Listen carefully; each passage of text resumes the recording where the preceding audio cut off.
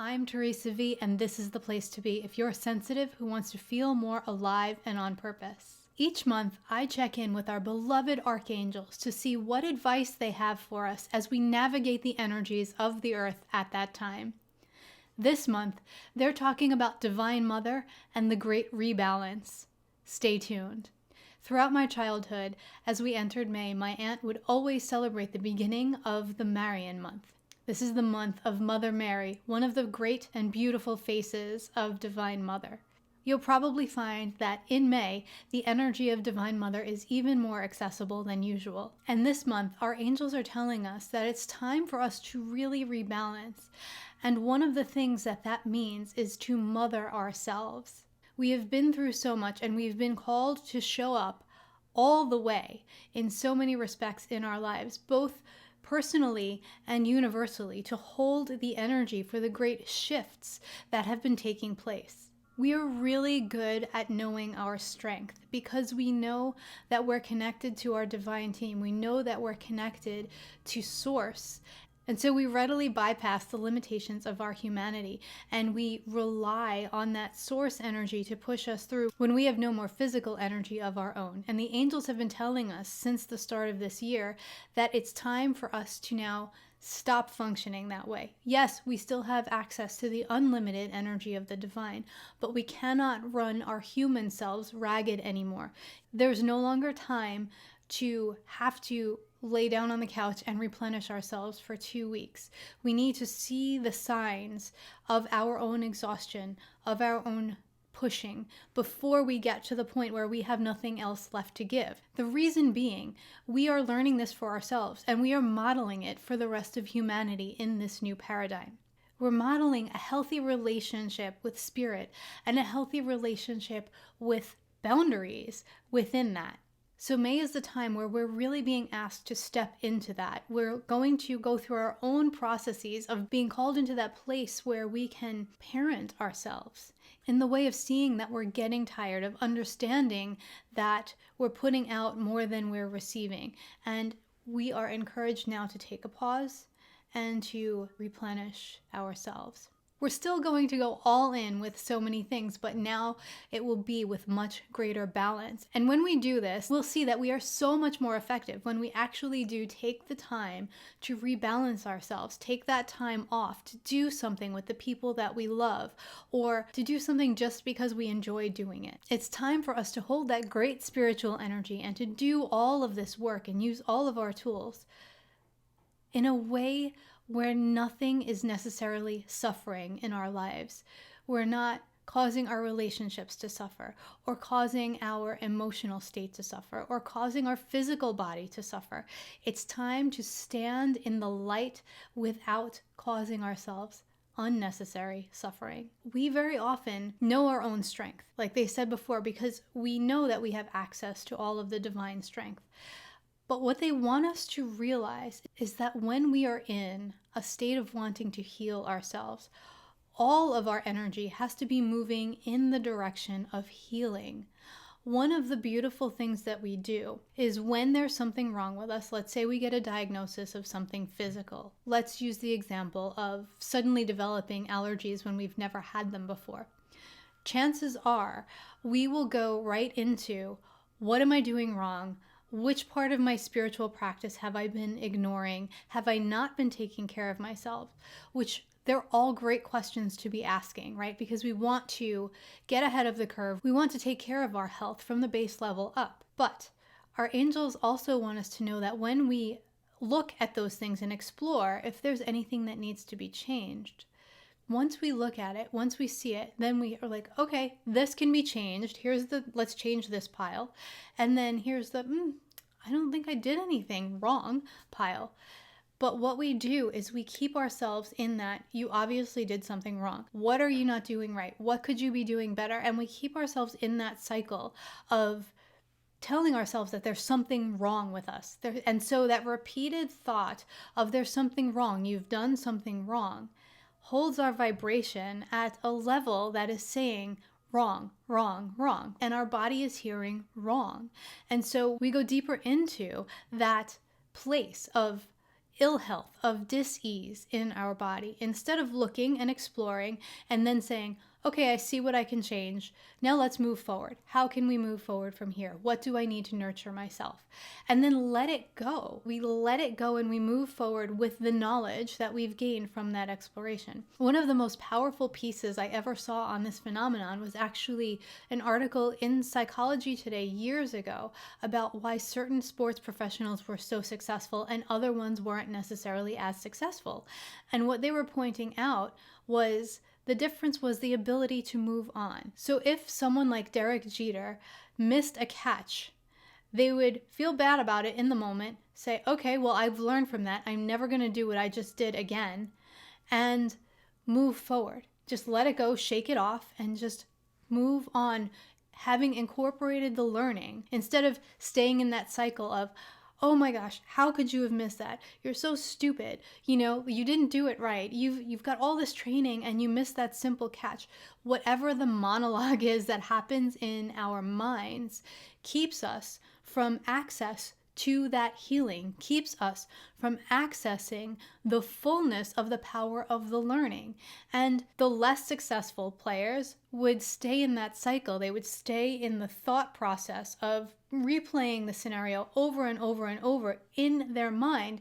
And what would happen is they weren't present in the moment for the rest of the game. And this is what our angels, this is the whole message of spirituality everywhere, is be present in the moment, because that's where you have access to infinite potential. That's where everything that you need for everything that you want to create in your life and in the world exists. So when we can move out of the process of thought loops, we can be present in the moment and we can incorporate what we've learned and move forward, and also receive the amazing guidance, those intuitive hits that come to us when we are present in the moment. And this is important because in this new paradigm energy, we are in an energy of fluidity.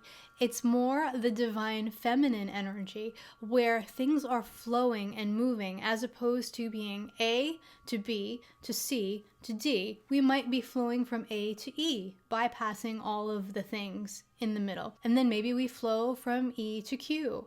And then maybe we flow from Q back to A. But we have to be open to the process of following our guidance, following the intuitive hits, following the nudgings that will lead us to the next right place. And those only exist in the moment. And we can only access them if we are in the moment. And our angels want us to know once again that if we do miss the nudging or the guidance that comes right now in this moment, if for some reason we miss it, it will come again and it will come again. And the problem is when we tell ourselves whatever story it is, because we're back in the thought loops of not being good enough, not being worthy, not being able to heal instantaneously from whatever it is, whether it's an error we made or a really deep physical diagnosis. When we play those stories over and over again, we prevent ourselves from not only being present in the moment, but feeling worthy of the guidance that's coming in, feeling worthy of taking the action that is laid out in front of us, that is being requested of us. And then we just keep asking universe, the angels, the divine for guidance. And the same guidance keeps coming, and it's the same guidance we keep missing or ignoring. So in order for us to flow better, to be more open to going with the flow, the angels are asking us to spend some time this month truly getting ourselves to the place where we are able to appreciate the beauty that is all around us. When we can stop like a child and maybe watch an ant carry a crumb, or look at the beautiful structure of that flower that we had never seen before, maybe even sniff it, listen to the sound of the bee as it floats from flower to flower. Smell the scent of the cake baking and just be fully present with your senses. Be immersed in the moment. When we can do that, when we can approach the world around us with childlike wonder, we refuel ourselves by bringing in all of the beauty that this experience of life on earth can provide, even in some of the hardest times in our lives. If you are fully in the moment, you can appreciate the beauty in any situation. You might not see it right away, but you will know that beauty still exists.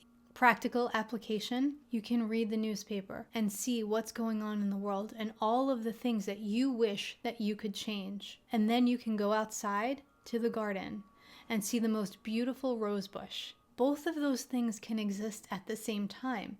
And when you're fully present with the rose bush, looking at its structure, feeling it, maybe feeling the thorns, being with the smell, feeling your feet in the ground, all of the stress and the tension that comes with the feelings of what you would love to change about the world can release, can go to the earth, where the earth can use it as fertilizer.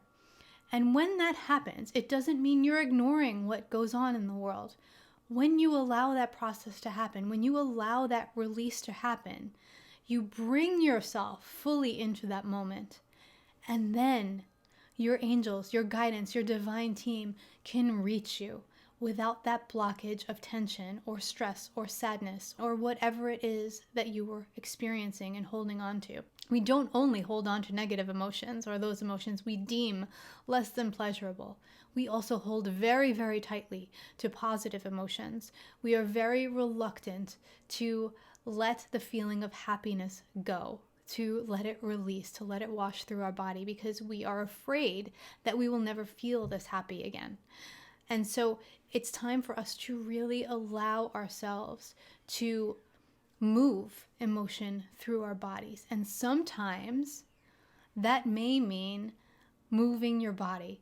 Sometimes dancing or shaking or taking a long walk or taking a jog or whatever it is for you is the most effective way of moving feelings, of moving energy through your body. And this is a very divine feminine thing. If you look at all the cultures throughout time that have worshipped the divine feminine in any way, movement is always a huge part of ceremony.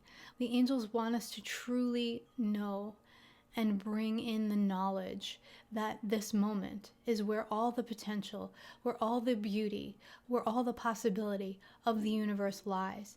And it is your birthright to be able to access all of it. All you have to do is find a way that brings you into this moment, where your angels, your higher self, and your entire divine team wait for you. They will meet you here, and they will bring you the most beautiful messages, the most beautiful guidance. And all they ask in return is that you take the next right step and allow them to support you in doing so. That feels very complete from our angels for this month. If you would like more support with your own healing process, please check out the membership, where you will receive energy work every single day of the month, where there is a group of beautiful light workers just like you who have gathered with the common goal of healing into the best version of themselves that they can be at this moment in time. Each month, we also have an amazing community call. I look forward to supporting you in the membership through the energy work and angelic transmissions. Thank you as always for being here, for being part of this community, for sharing these videos and messages out far and wide with all who need them. I am so grateful for you, for being here now and the way you show up. I can't wait to connect with you again.